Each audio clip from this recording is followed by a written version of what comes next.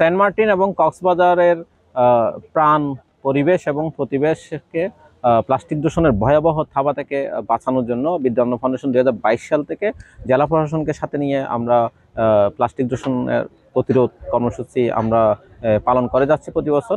যার অংশ হিসেবে কিন্তু এবছর আমরা প্রায় 200 মেট্রিক টন সামুদ্রিক প্লাস্টিক আমরা রিসাইকেল করার জন্য আমরা লক্ষ্যমাত্রা নির্ধারণ করেছি।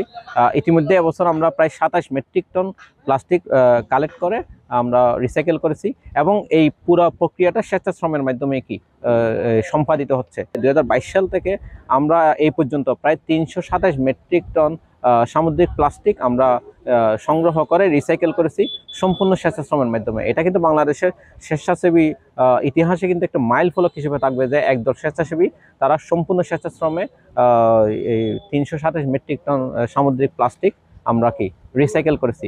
রিসাইকেলকে, রিইউজকে এবং প্রমোট করার জন্য, জনপ্রিয় করার জন্য কিন্তু আমরা বিভিন্ন কর্মসূচি হাতে নিয়েছি। আমাদের সিটি কর্পোরেশন বলেন, আমাদের সরকার বলেন, প্রশাসন বলেন, তাদের কিন্তু সীমিত সামর্থ্য দিয়ে তারা কিন্তু এটা আমাদের বর্জ্য ম্যানেজমেন্টটা কিন্তু তারা পরিচালনা করে থাকে।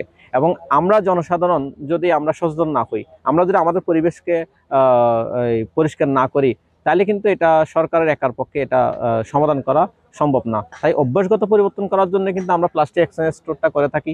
এখানে মানুষকে আমরা ডোর টু ডোর গিয়ে সচেতন করি, তাদেরকে বলি যে প্লাস্টিক ফেলবেন না, প্লাস্টিক আপনি রেখে দেন, আমরা আসবো, আমাদেরকে দিলে আপনি পণ্য পাবেন।